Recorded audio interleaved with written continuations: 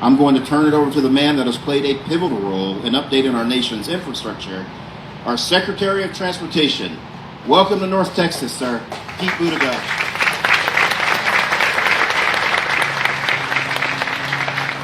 Thank you. Thank you very much. Thanks for that warm Dallas welcome. And I mean that in more ways than one. It's snowing at my house in Michigan. I want to thank you, Congressman Vesey. Thank you for being there with us at a time when not everybody believed that this infrastructure law would get done. Right now, we're just used to it. I want to remind everybody that the political obituary of that project was written half a dozen times before it was passed into law. But President Biden did not give up on it. Neither did the congressman or many others who we worked with to see that through, including, importantly, Representative Eddie Bernice Johnson, who was so effective, so compelling, so deep in infrastructure issues. And I know her spirit and her legacy are with us right now. She was the kind of representative who would always say, thank you for this good thing that just happened. Now here's what we need next. And I see that tradition being carried on by Representative Crockett. So thank you for always being there for your district. I would expect nothing less. And she has gotten to work right away in Washington. Also had the chance, he couldn't be here, but I spoke on the phone with Representative Allred, who mentioned his longstanding interest and commitment to Southern Gateway. And I want to recognize everybody who helped us get that funding together. Thank you, Mayor, for welcoming us here. It's true, I still proudly answer to the title of mayor and often approach these things with the spirit of a former mayor. I think the job has only become more demanding and more difficult since I wore the title. And so my respect for mayors has only gone up. Well, I think Mayor Rawlings would agree. It would have been nice back when we were mayors if there was $1 trillion infrastructure plan coming out of Washington to help us get our job done, wouldn't it? At least now it's happening. I want to recognize all of the local leaders who are here today, the state leaders who are here today. I want to recognize the partnership with TxDOT, with the North Central Texas Council of Governments, and importantly, business leaders and community and civic leaders like April. And I thank you for the voice that you give to the community and for situating this in the right kind of context. You're exactly right. It is not just the completed project that will represent a connection and an outcome, but the process of doing it has already built those bridges, as you so eloquently said. And we recognize that process is also going to create a lot of good paying jobs, which is why I was so excited to meet with some of the business leaders and some of the workers who are going to be involved in this. One of the best parts of my job, which happens to be the best job in the federal government, is seeing how good transportation infrastructure can benefit everyday life for Americans from all walks of it. The highways, the airports, the buses, everything that carries us to our jobs, carries us to our friends and our loved ones, gets us where it needs to be. And our nation's infrastructure is at its best when it connects us to each other. But we also know that transportation infrastructure too often has served to divide as well. And we recognize the tough reality that federal dollars were often part of that. Very close to where we are is the historic 10th Street Freedmanstown community, a neighborhood like many in the Dallas area where in the decades following the Civil War, black Americans freed from enslavement found their home, bought land, construct houses and created neighborhoods, opened businesses and churches and schools, welcomed generations, grandchildren and even great-grandchildren in the decades before the interstate highway system was built in the middle of the 20th century. And then those highways were built, 30, 35, 45, 75, the Woodall-Rogers Freeway. And they were viewed as essential investments to help build new neighborhoods in the suburbs. And they did an extraordinary job in moving vehicles to do that. But they also had an impact on the neighborhoods that were already here, sometimes splitting those neighborhoods in half. Those neighborhoods were disproportionately neighborhoods that belonged to low-income families and people of color.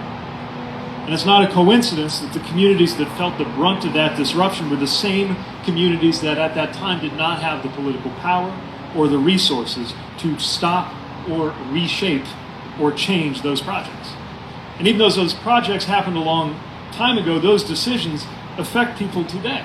The viability of small businesses here, the relationship of people to their historic neighborhoods, the exposure of children to polluted air, and the opportunity to build wealth for a new generation of kids and grandkids, all affected because of those past choices. And we need to acknowledge that, not to wallow in the past or to engage in an exercise in guilt or in blame, but because it is step one toward doing things better, toward making residents better off without making anybody worse off, which is what we get to do today. Because this is an administration that is putting its money where our mouth is.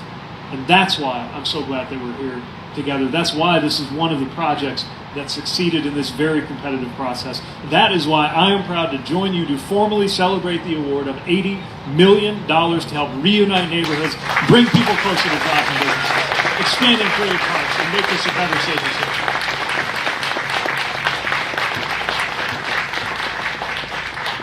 This is going to come in side by side with local funding, private funding. It's going to support 4 projects that each serves in a different way this Dallas-Fort Worth Metroplex, all of which collectively deliver a shared goal of improving access to opportunity for communities still detrimentally impacted by some of those decisions of the past. Where 30 once divided the Cedars neighborhood, new pedestrian caps over the highway will offer a safe means of crossing and better access to downtown and the extraordinary growth that's happening in the Farmers Market District. Gladwarren Park will become an even bigger hub for connecting communities across the greater Dallas area with the Dallas Arts and Museum District. In McKinney, the new construction project below State Highway 5 will serve as both a public park and a safe crossing from East McKinney into downtown, making that whole community better off. Congratulations on what that's going to mean there. And it's fitting that we're here in Southern Gateway Park, because this has been called a bridge to the city's future. Your vision for a park over 35 will become a reality where families can bring their kids to play, couples can walk their dogs, old friends can meet up for a cup of coffee. This is one of the few projects that I can explain to my 2.5-year-old son and daughter. Something that occurred to me as I saw that big giraffe you got out there. It's a little better connect people to amenities like the zoo that could be so close to you as the crow flies, and yet so far from you if you don't have a way to get to them. And it will bring one of the rarest things in the world, which is brand new land in the heart of a major American city.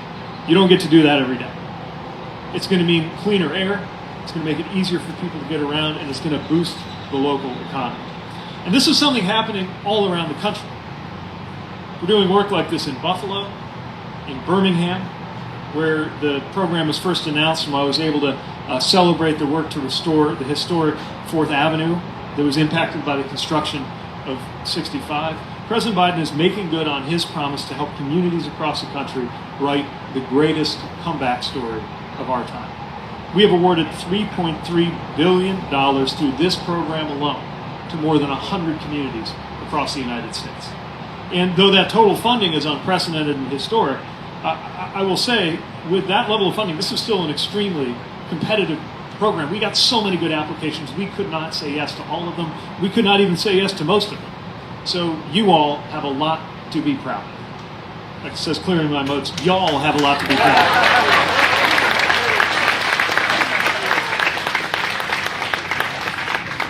And as you know, so many other modes of transportation are benefiting from this infrastructure work. The trails for pedestrians and cyclists, connecting people to the Dart Silver Line. $6 million to help the 5 Mile Creek Trail, also serving Oak Cliff, into a reality.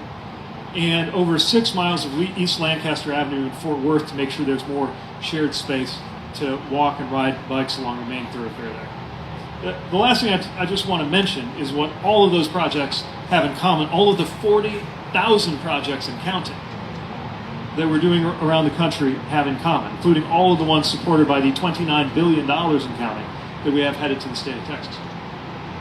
And it's that not one of those projects was invented or cooked up in the Department of Transportation headquarters at Navy Yard in Washington, D.C. We arrived here understanding the power of community and the importance of local visions.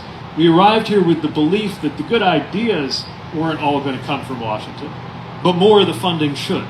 And now it is. And we're proud to work with you.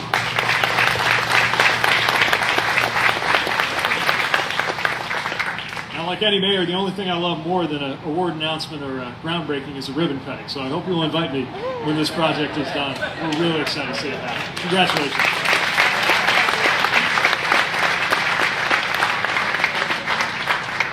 I know we have some Spanish media, so if you could bear with me while I attempt to offer a short summary in Spanish, and then I think we have time for a few reporter questions before we wrap the event. Es un honor estar en Dallas con los congresistas Jasmine Crockett y Mark Veazey. La administración del presidente Biden está invirtiendo en la infraestructura de nuestro país, mejorando la calidad de la vida de las personas en nuestras comunidades.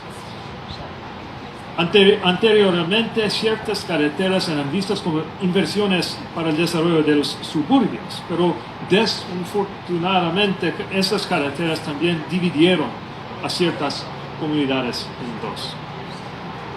Pero ahora me emociona anunciar y acompañarlos para celebrar que Dallas recibirá 80 millones para reconectar sus comunidades, acercando a las personas a oportunidades de empleo y a negocios, expandiendo y creando nuevos parques y haciendo más seguro el traslado de las personas. Hope my Spanish teacher is watching somewhere. Again, I'm thrilled to be with you, and I think we'll take just a few reporter questions. My colleague Kate's going to quarterback that. We're going to start right here with RC. Hi, RC, especially this one. So my question is, why Texas? Why DFW this brand? I know that we are growing, so we're going to talk about this attractiveness of this area.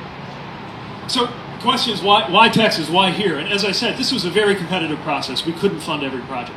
But what we saw here is multiple overlapping benefits. We saw a benefit in terms of economic strength and job creation. The jobs that are being created by businesses, including minority-owned businesses, in building the project itself, and then the economic opportunity of being connected to where those jobs are for the people who live in neighborhoods like Oak Cliff. We saw a climate benefit, cleaner air because you're expanding park space.